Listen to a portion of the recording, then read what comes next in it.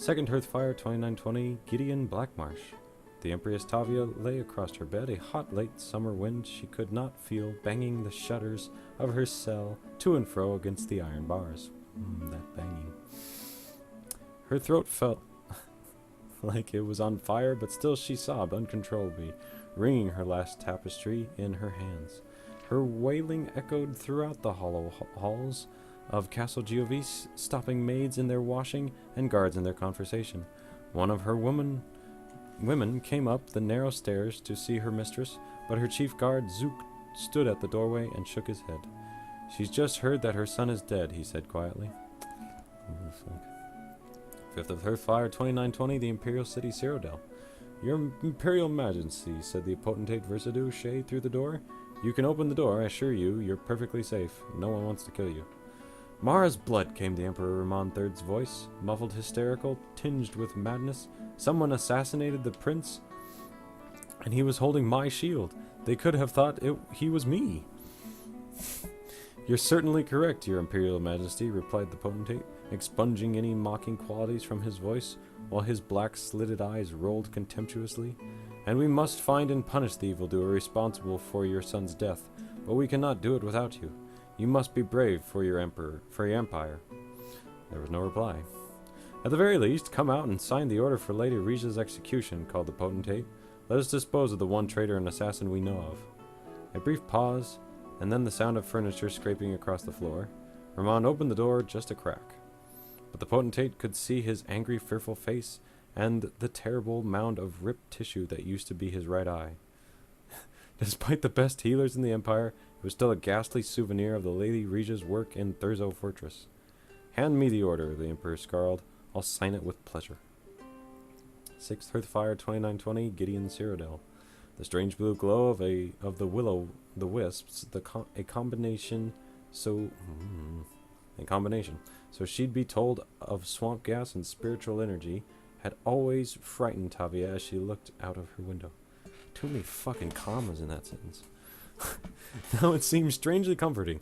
Beyond the bog lay the city of Gideon. It was funny, she thought, that she had never stepped foot in its streets, though she had watched it every day for 17 years. "Can you think of anything I've forgotten?" she asked, turning to look back on the loyal Kothringi Zook. "I know exactly what to do," he said simply. He seemed to smile, but the Empress realized that it was only her own face reflected in his silvery skin. She was smiling, and she didn't even realize it. "Make certain you aren't followed," she warned. "I don't want my husband to know where my gold's been hiding all these years. And do take your share of it. You've been a good friend." The Empress Tavia stepped forward and dropped from sight into the mists. Zook replaced the bars on the tower window and threw a blanket over some pillows on her bed. With any luck, they would not discover her body on the lawn until morning, at which time he hoped to be halfway to Morrowind. God damn. This is getting bleak. Ninth Hearthfire 2920, from Phrygius High Rock. The strange trees on all sides resembled knobby piles crowned with great bursts of reds, yellows, and oranges, like insect mounds caught fire. The Hrothgarian mountains were fading into the misty afternoon. Tirala marveled at the sight, so alien, so different from Morrowind, and she plodded the horse forward into an open pasture. Behind her, head nodding against his chest, Kassir slept, cradling Bosriel. For a moment, Tirala considered jumping the low, painted fence that crossed the field, but she thought better of it. Let Kassir sleep for a few more hours before giving him the reins. As the horse passed into the field, Tirala saw the small greenhouse on the next hill, half hidden in the forest. So picturesque was the image, she felt herself lull into a pleasant half-sleeping state. A blast of a horn brought her back to reality with a shudder. Kassir opened his eyes. "Where are we?" he hissed. "I don't know," Tirala stammered, wide opened. "What is that sound?" "Orcs," he whispered. "A hunting party. Head for the thicket quickly." Makes me think of, like, Lord of the Rings orcs, not Skyrim orcs. Tirala trotted the horse into the small collection of trees. Kassir handed her the child and dismounted. He began pulling their bags off next, throwing him into the bushes. A sound started then, a distant rumbling of footfall, growing louder and closer. Tirala climbed off carefully and helped Kassir unburden the horse. All the while, Bosriel watched open-eyed. Tirala sometimes worried that her baby never cried. Now she was grateful for it. With the last of the luggage off, Kassir slapped the horse's rear, sending it galloping into the field. Taking Tirala's hand, he hunkered down into the bushes. With luck, he murmured, they'll think she's wild or belongs to the farm, and won't go looking for the rider. As he spoke, a horde of orcs surged into the field, blasting their horns. Tirala had seen orcs before, but never in such abundance, never with such bestial confidence. Roaring with delight at the horse and its confused state, they hastened past the timber where Kassir, Tirala, and Basriel hid. The wildflowers flew into the air at their stampede, powdering the air with seeds. Tirala tried to hold back a sneeze and thought she succeeded. One of the orcs heard something, though, and brought another with him to investigate. Kassir quietly unsheathed his sword, mustering all the confidence he could. His skills, such as they were in spying, not combat, but he vowed to protect Tirala and her babe for as long as he could. Perhaps he would slay these two, he reasoned, but not before they cried out and brought the rest of the horde. Suddenly, something invisible swept through the bushes like a wind. The orcs flew backwards, falling dead on their backs. Tirala turned and saw a wrinkled crone with bright red hair emerge from a nearby bush. "Ooh, who's this?" "I thought you were going to bring him right to me," she whispered, smiling. "Best come with me." Probably the person in the house, I guess. The three followed the old woman through a deep crevasse of bramble bushes that ran through the field toward the house on the hill. As they emerged on the other side, the woman turned to look at the orcs feasting on the remains of the horse, a blood-soaked orgy to the beat of multiple horns. "That horse yours?" she asked. When Kassir nodded, she laughed loudly.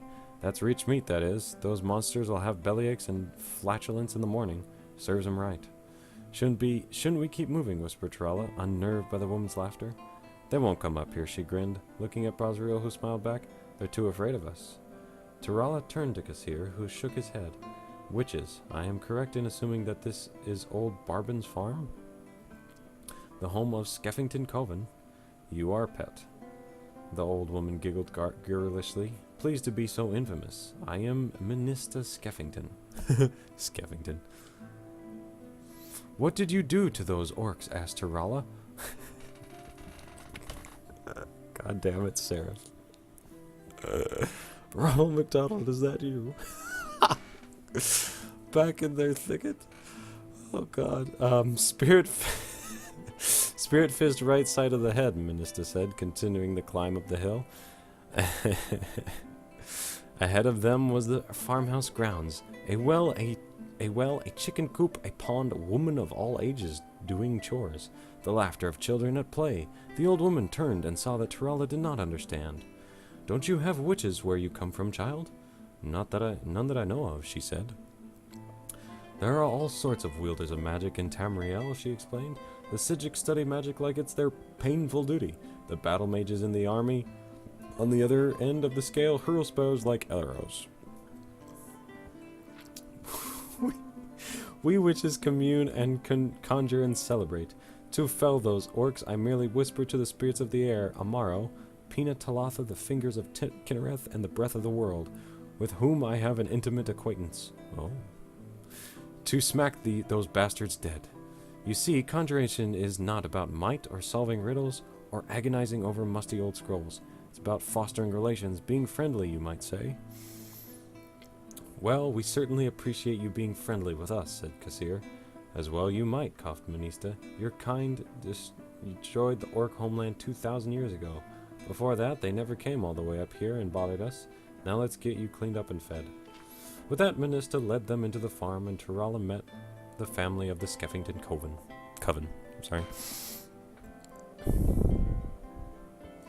11th Earthfire 2920, the Imperial City, Cyrodiil. Regia had not even tried to sleep the night before, and she found the somber music played during her execution to have a soporific effect. It was as if she was willing herself to be unconscious before the axe strike. Her eyes were bound so she could not see her former lover, the Emperor, seated before her, glaring with his one good eye. She could not see that the potentate Versailles, his coil neatly wrapped beneath him, a look of triumph in his golden face. She could feel numbly the executioner's hand touch her back to steady her. She flinched like a dreamer tiring to wake. The first blow caught the back of her head and she screamed. The next hacked through her neck and she was dead. "Ah, 2 hits?" Motherfuck! Oh, blunt axe. That's not cool. The Emperor turned to the potentate wearily. Now that's done. You said she had a pretty sister in Hammerfell named Kodra. 18th Earthfire 2920, Dwynnin High Rock. The horse the witches had sold him was not as good as his old one, Kassir considered. Spirit worship and sacrifice and sisterhood might be all well and good for conjuring spirits, but it tends to spoil beasts of burden. Still, there was little to complain about. With the Dunmer woman and her child gone, we had made excellent time. Ahead were the walls surrounding the city of his homeland. Almost at once, he was set upon his old friends and family. "How went the war?" cried his cousin, running to the road. "It is true that Vivek signed a peace with the prince, but the emperor refuses to honor it."